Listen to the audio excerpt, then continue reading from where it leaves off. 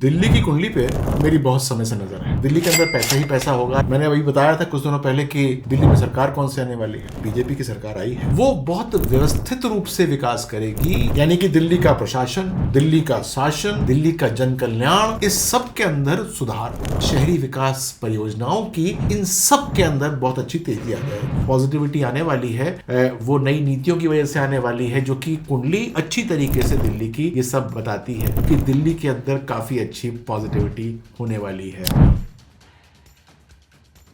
नमस्कार। दिल्ली की कुंडली पे मेरी बहुत समय से नजर है। मैंने अभी बताया था कुछ दिनों पहले कि दिल्ली में सरकार कौन सी आने वाली है, और ये सब बातें जो हैं मैं इसलिए बताता हूँ क्योंकि दिल्ली की कुंडली को मैं समय समय पर उसका अध्ययन करता रहता हूँ। पता है कब बनी थी आपको दिल्ली? दिल्ली यूं तो है प्राचीन नगरी, लेकिन वास्तव में ये जो आधिकारिक रूप से कैपिटल बनी थी, ये बनी थी 15 दिसंबर सन 1911 में।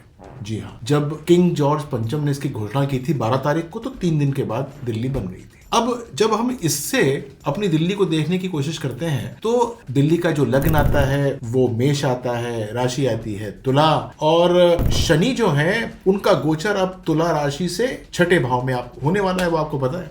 अब इससे क्या होगा? इससे ये होगा कि जो भी सरकार आई है, यानी कि बीजेपी की सरकार आई है, वो बहुत व्यवस्थित रूप से विकास करेगी और बहुत ही अनुशासित प्रशासन का एक परिचय देना शुरू कर देगा। आपको तो पता ही है कि शनि एक बहुत ही पवित्र राशि के अंदर आ चुका है, यानी कि दिल्ली का प्रशासन, दिल्ली का शासन, दिल्ली का जन कल्याण, इस सब के अंदर सुधार होगा। अब ये कैसे पता चलता है पता है आपको?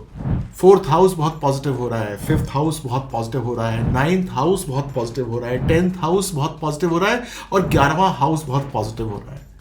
यानी कि 11वां भाव, दिल्ली के अंदर पैसा ही पैसा होगा, यानी कि बहुत अच्छा रेवेन्यू दिल्ली कमाएगी। यानी कि दिल्ली का जब पैसा होगा तो काम भी होगा, व्यवस्थाएं जो हैं वो अच्छी होनी शुरू हो जाएंगी।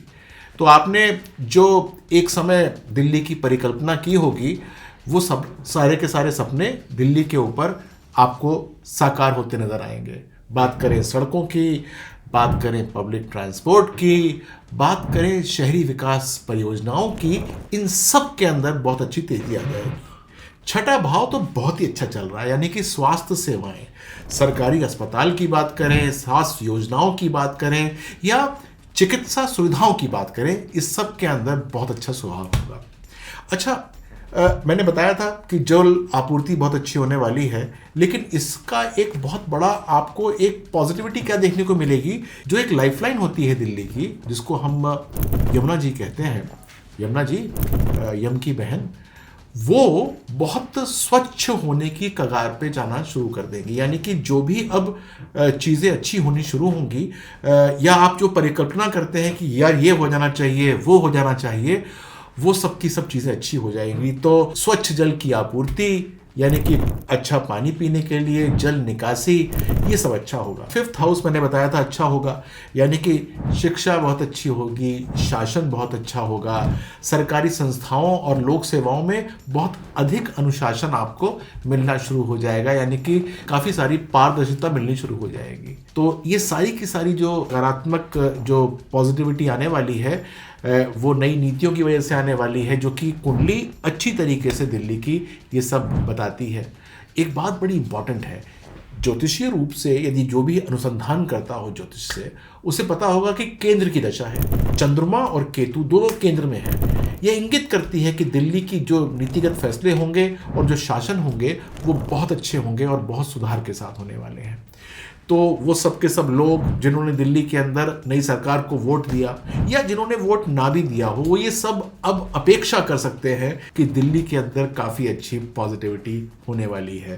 जो लग्न है मेष, राशि है तुला, और दिल्ली के अंदर अप्रैल सन 2025 से जब शनि मीन राशि के अंदर प्रवेश कर जाएगा, जब चंद्रमा के अंदर केतु का अंतर लग जाएगा, तो बहुत बड़े बड़े बदलाव की ओर दिल्ली अग्रसर होना शुरू हो जाएगी। लेकिन इसके अंदर एक छोटी सी बात यह है कि सारे के सारे भाव अच्छे नहीं होते, कुछ भाव हल्के भी होते हैं। तो द्वादश भाव जो है वो तो मुझे थोड़ा सा हल्का नज़र आता है, मुझे अष्टम भाव जो है वो थोड़ा सा हल्का नज़र आता है। अब ये कौन से ये पॉलिटिकल भाव होते हैं, यानी कि जो भी नीतिगत फैसले होंगे टॉप लेवल पे, उसके अंदर हो सकता है कि कुछ त्रुटि रह जाए, जिसके कारण से जो रिजल्ट्स हैं उसके अंदर बहुत सारी रस्साकशी होनी शुरू हो जाए।